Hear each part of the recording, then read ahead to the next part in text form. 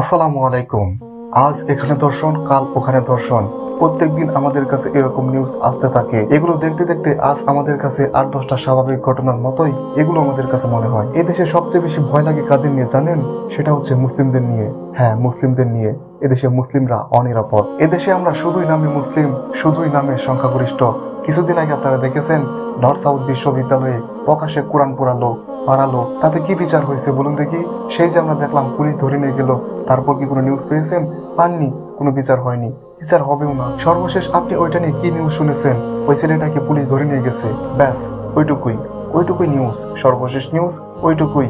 আমরাও আর ওইটা নিয়ে খুব বেশি কিছুই বলতেছি না, কারণ ট্রেন শেষ তো আলোচনাও শেষ। গত 3-4 দিন আগে গাজীপুরের একটা মাদ্রাসার কিশোরীকে কিছু হিন্দু ছেলে ঘরে আটকে রেখে লাগাতার 3 দিন তাকে ধর্ষণ করেছে।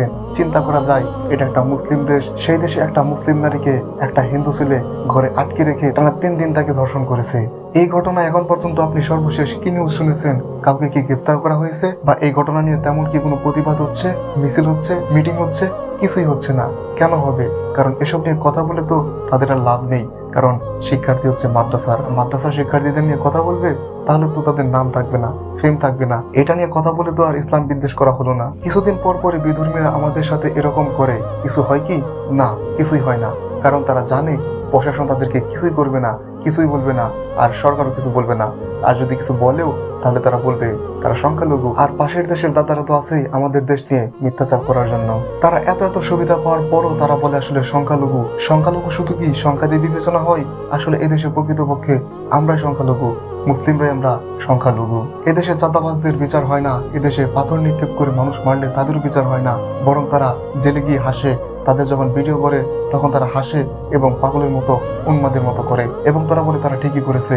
আর এই দেশে ধর্ষণের বিচার হবে, এটা আপনি এক্সপেক্ট করেন? প্রশ্ন আমার একটাই, এদেশে বিচার হয় কোথায়? এদেশে আদালত দিয়ে কি লাভ? এত বড় বড় হাইকোর্ট, জজ কোর্ট, এগুলো দিয়ে কি লাভ যদি আমরা বিচার না পাই? একজন ধর্ষকের 7 দিনের মধ্যে ফাঁসি হবে এমন আইন পাশ করতে পারে না সরকার। সেটা শুধু এই সরকার না, কোনো সরকারই পারে না।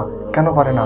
তাদের ব্যর্থতার কারণ কি? তারা যদি অন্যায়ের বিরুদ্ধে যদি কোনো আইন পাশ না করতে পারে, তাহলে তারা কিসের সরকার? এই যে মাদ্রাসার মেয়েটিকে যে ধর্ষণ করলো 3 দিন ধরে, এটি নিয়ে আমরাই বা কতটুকু প্রতিবাদ করছি? অথচ আমাদের সুশীল সমাজ কলকাতায় যদি ধর্ষণ হয়, তাহলে এটি নিয়ে বড় বড় কিন্তু প্রতিবাদ করে, বড় বড় ব্যানার তৈরি করে, কি বিশাল মিছিল, মশাল মিছিল, আর কত মিছিল। আমি বলছি না সেটা খারাপ, অবশ্যই ভালো, অন্যায়ের বিরুদ্ধে কথা বলতে হবে, কিন্তু সেটা যদি হয় শুধুমাত্র পক্ষপাতিত্ব, তাহলে তো সমস্যা। আপনি কলকাতার বেলায় করবেন কিন্তু আমাদের দেশের বেলায় করবেন না, তা তো হয় না। অন্য দেশে ধর্ষণের ঘটনা ঘটলে এরা প্রতিবাদ করে, মশাল মিছিল করে, কিন্তু আমাদের দেশে ঘটলে তারা করে না, তারা চুপ করে থাকে, প্রতিবাদ করে না। কারণ মেয়েটা মুসলিম, শুধু মুসলিম নয়, মেয়েটি মাদ্রাসা শিক্ষার্থী। আর আমাদের দেশের মিডিয়ার কথা কি বলবো? আমাদের দেশে যদি একটা মাদ্রাসা শিক্ষক একটা শিক্ষার্থীকে বেত দিয়েও পিটায়, তাহলে সেটা কি বড় করে নিউজ করা হয় যে মাদ্রাসার শিক্ষক শিক্ষার্থীকে এরকম ভাবে পিটিয়েছে? কি বড় বড় নিউজ! হাই রে হাই, না যেন কত খারাপ কাজ করে ফেলেছে। একজন মাদ্রাসার শিক্ষক যদি কোনো ছাত্রীকে ধর্ষণ করে, তাহলে বড় করে হেডলাইন দেওয়া হয় যে মাদ্রাসার শিক্ষক ধর্ষণ করেছে। অথচ আপনারা হয়তো বা দেখেছেন কিছুদিন আগে দুর্গাপূজায় এক পণ্ডিত ধর্ষণ করলো, সেটা নিয়ে কি কোনো নিউজ হয়েছে? যাও তো একটা নিউজ হয়েছে, সেখানেও লেখা হয়েছে একটা লোক ধর্ষণ করেছে। হিন্দু পণ্ডিতটা ধর্ষণ করলে একটা লোক হয়ে যায়, আর মাদ্রাসার শিক্ষক যদি ধর্ষণ করে, তাহলে সেটা মাদ্রাসার শিক্ষক থাকে। এই হচ্ছে আমাদের বাংলা মিডিয়া। যদিও এমনটা সবাই থাকে না, কিন্তু এরকমটাই আমাদের দেশে বেশি। এদেশে সরকার নিজে থেকে কিছু করে না, যদি না আমরা চাপ প্রয়োগ করি। এদেশে বেশিরভাগ আইন বাস্তবায়ন করতে হয় আমাদের মিটিং করে, মিছিল করে, আর প্রতিবাদ করে। এভাবেই তো চলছে দেশ। একজন ধর্ষককে গ্রেপ্তার করে কেন 10 থেকে 12 বছর তাকে জেলখানায় আটকে রাখা হবে? অনেকের ক্ষেত্রে তো তাও হয় না। অনেক দর্শক আছে যাদেরকে কিনা আজকে গ্রেপ্তার করলো, তো 1 সপ্তাহ পর ছেড়ে দিল। এই হচ্ছে দর্শকের বিচার।